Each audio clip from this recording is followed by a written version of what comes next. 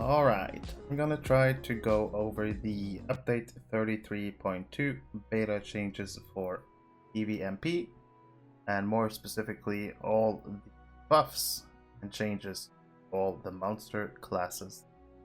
Now keep in mind, I've never really played Creepside, so I don't really know their skills, I don't know much about them. I'm still gonna try to look at the patch notes and go through all the classes and go over all the changes, so I guess you can wish me good luck.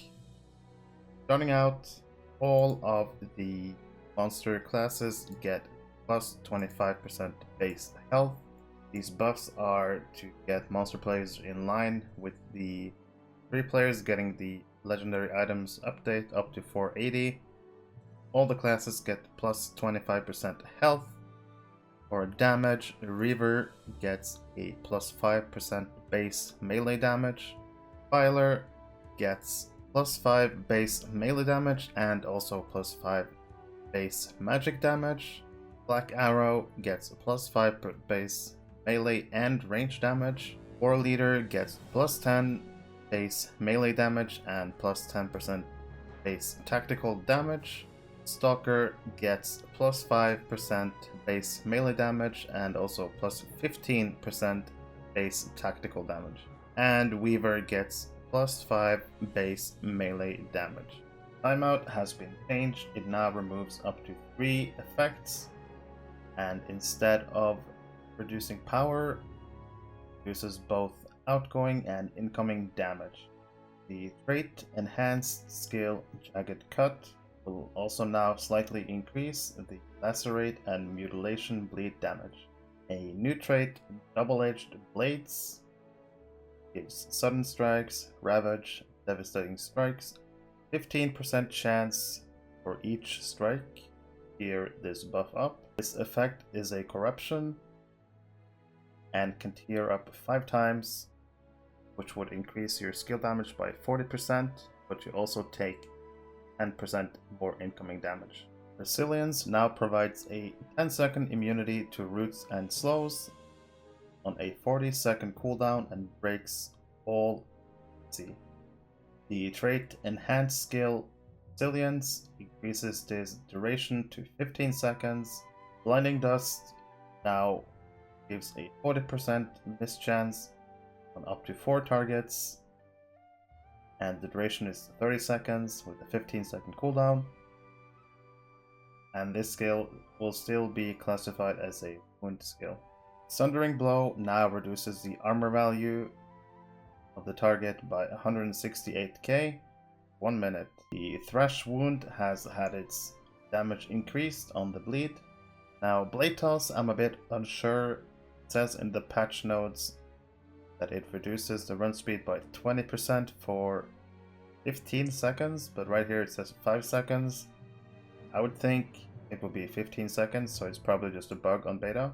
But in any case, Blade Toss reduces 20% run speed for 5 or 15 seconds. The trait Enhanced Skill Blade Toss adds a 50% chance for Blade Toss to knock down your opponent, and it will also increase the run speed to 40%. Using the skill Upper Hand will now reduce block and parry of 120k on the enemy, as well as giving yourself a 68,000 armor value buff, and it will also give a 50% chance for Blade Toss to knock down your target. Enhanced Skill Upper Hand will cause the Upper Hand Corruption effect to reduce some active skill cooldowns when you're using damaging skills. Skills that get affected by this cooldown effect are Sundering Blow, Blinding Dust, Disarm, Severing Strike, Blade Toss, Impale, Devastating Strike, and Mutilation. Charge can now be used in combat, although use it out of combat it'll set your run speed to 200%. If you use it in combat, it'll set your run speed to 150% for 4 seconds. Devastating Strike now has a 15-second cooldown, and if you get the Enhanced Skill, it will be an 8-second cooldown. Normal Devastating Strike requires your target to be less than half morale. If you get the Enhanced Skill, I believe the target needs to be 67% or lower for you to use the skill. Skill also reduces incoming healing on the target, And if I'm reading the patch notes correctly, Devastating Strike damage has been increased by 150%, and the enhanced version increased by 250%. Bloodlust now has a clear on it. You can remove 3 physical effects. More effects you remove, the stronger your buff will be, but at the cost of some morale. There has also been a slight change to the AoE arc Jagged Cut. There's also been some changes to the Orc Defiler. Great enhanced scale Burst of Sticky Feet now reduces fire mitigations and an appropriate amount of tactical mitigation on the target. However, this debuff is now a cleansable wound effect. Anointing of the Slick Flesh now removes up to 3 physical or tactical effects from the target. Constant Pain now deals a lot more damage, but does a lot less healing. Curse of the Lethargic Heart debuff potency has been increased a little bit. Curse of Deadly Sorrows now reduces Fate, Tactical Mastery, Armor Value, Resistance, and Finesse.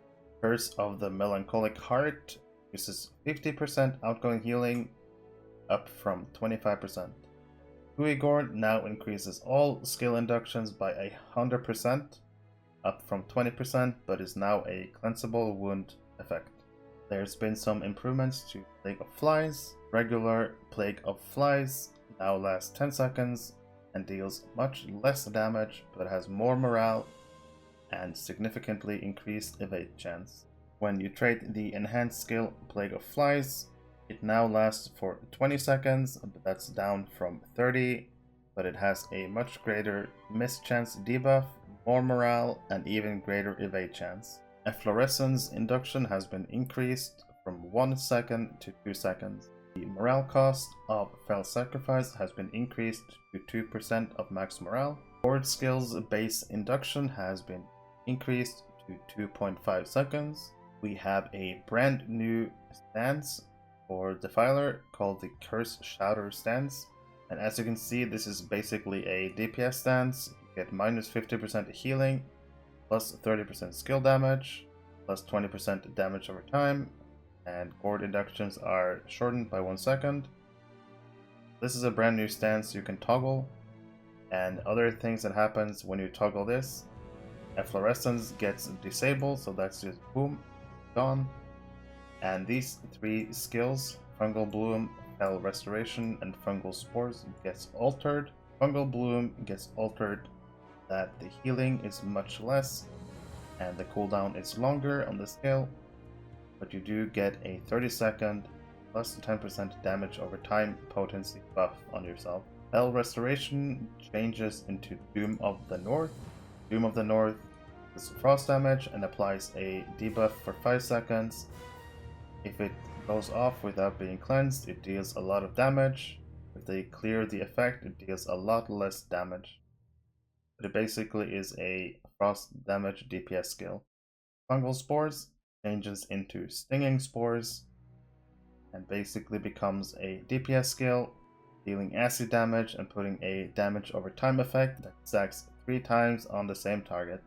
There is also another new stance called the Herb Tender stance. This is basically your healing stance, plus 15% healing, minus 20% skill damage. All your healing skills gain a chance to tier up the Invigorated Corruption on your allies. The Invigorated Corruption effect increases damage, reduces attack speed, and increases incoming healing. Using this stance will also alter these skills: Curse of the Lethargic Heart, Curse of the Rotten Flesh, Curse of Deadly Sorrows. Curse of the Lethargic Heart changes Boon of the Blackened Heart, and buff the damage of your ally by 15% for 30 seconds. Curse of the Rotten Flesh changes into Boon of Toxic Flesh. You can hit up to 3 targets around 5 meters radius around your target. They all get minus 10% incoming damage for 20 seconds. Curse of Deadly Sorrows changes Boon of the Battle Scarred, which increases armor, Balerian mitigation, light mitigation, and resistance rating of your ally. There is a new corruption buff for Blackarrows. If you use center or vital targets, it'll tier up corruption buff.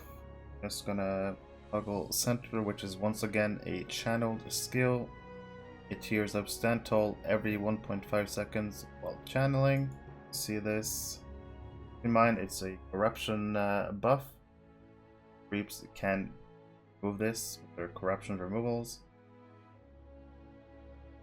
Seems like stand tall 2-3 is the highest, where you earn 15% range skill damage, plus 6 max distance of ranged skills, and also a reduction to all skill induction. Steadfast Barrage has a 40-meter range, and it now channels for 6 seconds and deals more damage per tick.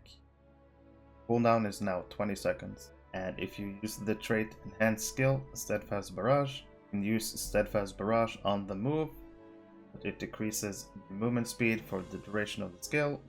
It also gives the skill a chance to crit and also increases the damage for each tick.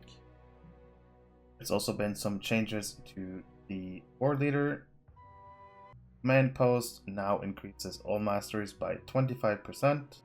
Banner of Terror also now add 1 dread to the area around the banner, while Banner of Horror will add 3 dread to the area around the banner. Menacing Roar had its range increased to 20 meters and max targets increased to 6. Black Speech damage has been increased. Leave damage has been slightly increased, max targets being increased to 3. This skill is now an AoE. Fracture damage has been significantly increased. The trait Damage Boost now increased damage by 25% rather than 3%. The trait Empowering has a tactical mastery rating that is more accurate for level 140, and the in-combat power regen has been removed, and instead they've added a resistance rating. Using Purge on allies will no longer break them out of stealth, and getting the enhanced skill for Purge make Purge give a 6-second immunity to CC, spreading the power of fear, and then using Fracture, even if the damage doesn't land, will still give you the effect of your next heal to have no induction. The Harsh Language trait will now reduce inductions by 15%. We also have some danger to the Spider Weaver. Clinging Webs had its mischance increased from 7 to 15%. Venomous Haze now has a 40-meter range and reduces enemies' skill range by 15 meters. Lethal Kiss had its cooldown increased 10 seconds. Using this skill will deal damage and then put a 10-second countdown on the target. If it's not cured by that time, it will deal big damage on expiration. Grasping Web now has a 50% break chance on damage. Process now reduces the resistance rating of your enemies by 120,000. The trait Steel Weave Webs now increases grace period of your roots to 3 seconds. Envenom base damage has been increased, and you also get a bonus 20% damage for every Venom pip. Shelob's Gift reduced from a full heal to about 1/3 of your health. Feast now restores morale on a defeat response instead of power. Poison Spray can now be used against NPCs. Skill Hatchlings, where you summon a hatchling, the hatchling base health has been increased by 15%. And Strong Brood and Cytoad Brood, the changes here, they give different values now. Weavers also have a new skill called Cleansing Shadows. Removes up to 3 cry, song, or tactical effects. Cost 3 venom, but it will also heal fighter for every effect you. Toxic Carapace has had a slight rework. The effect from Toxic Carapace now tiers down over time. Starting tier depends on the number of venom pips that is consumed. The tier 5 effect is minus 25% incoming damage and 80% reflected damage. Every time you tier down, it reduces 5% incoming damage and 10% reflected damage. And the overall duration and cooldown has been increased slightly. The max possible duration is 25 seconds and the cooldown is 90 seconds. This effect is also now a corruption, meaning that it can be tiered down by the free people. It's currently a known issue that toxic carapace not tearing down, but I'm sure that will be fixed. Some changes to the org Stalker as well. In flare stance, the flare bubble is now 7% of max health. You also get armor value, Physmid, and Tactmid. And if you get the improved flare trait, it'll give minus 10% incoming melee range damage, plus 5% Balerian mitigation, and plus 20% threat. And ending or cancelling Pack Flare's root will no longer dispel the flare bubble. Pack Hunters, if you're not in a stance, now increases a target's incoming damage by 5% and reduces the incoming healing by 30%.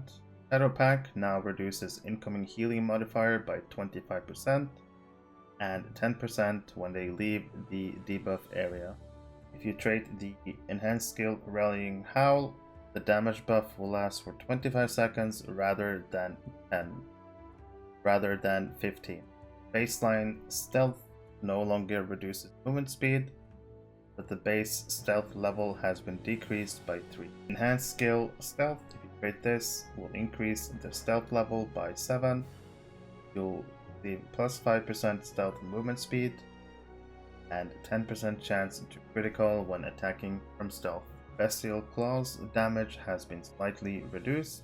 Feral Scratch and Snip damage has been slightly increased. Org also gets some added damage to the initial hit of Crippling Bite and all versions of Savage Fangs. Shadow Fangs now debuffs your enemy by increasing all skill inductions by 25% and also decreasing their parry rating by 200,000. Snap now reduces enemies' attack. Snap now reduces the enemy's damage by 10%. Flea Bitten now has an initial interrupt, and also every 5 seconds for 15 seconds, skill will also interrupt. Howl of the Unnerving has a 50% chance to apply a 5-second fear, reducing the mitigations by 20% on the target. Brutal Fangs now reduces BPE by 25%, and if you hit a brute bonus attack, it will lower your target's armor value by 25%. After using Pounce, will apply a corruption to yourself, increasing the damage of Fang by 150% for 24 seconds. Using Feral Scratch and Snip in Shadow Stance give you 2 buffs. One of them is a 100% crit chance for your next Jaw skill, and the other one is 100% crit chance for the next Claw skill. See the skills right here that it'll work for. If you're playing in Flare Stance, Swipe now adds a corruption to the warg, increasing the chance to land brute effects by 50%. Howl of the Unnerving's base BPE debuffs now only stack twice on an enemy. We also have some general PvMP news. The Tinctures of Audacity has at the moment been removed from orders because of a problem on creep side, inflating price of buying permanent Audacity upgrades. For now, they're removed from the game. The other changes are to the outposts in Etmores. So for each outpost that creeps control, they earn 20% bonus to glory/infamy and commendation earns, and also 45k finesse. It's the same for the free peoples. If they control an outpost, they earn 20% bonus to glory infamy, but they do not get the finesse bonus that the creeps give. And for every tower that the creeps or the creeps control, you gain a 25% bonus to glory/infamy and commendation. And the center tower EA Tol Askernan now gives a 50% bonus to glory/infamy and commendation earns. That's going to be the most wanted tower to control for the biggest bonus. There's also been changes to the artifacts. When the monster player controls the artifact, they receive 5% to all defenses, 5% to all damage, plus 50% increase to glory, infamy, and commendation earns, increased finesse by 180,000, and 2% reduction in power costs. When the 3 people control the artifacts, they receive 2% to all defenses, 50% increase to glory and infamy and commendations earned, and 2% reduction in power cost. It's clear that some of the bonuses give more of an advantage to the creeps, but I think that's needed because creeps are generally stronger, so these changes sound good to me. That's gonna be it for the PvMP update of the 33.2 beta for now. Thank you for watching. Make sure to leave a like, subscribe to my channel, join my Discord, and I'll see you in the next one. If you like Lord of the Rings Online, there's one place you need to be.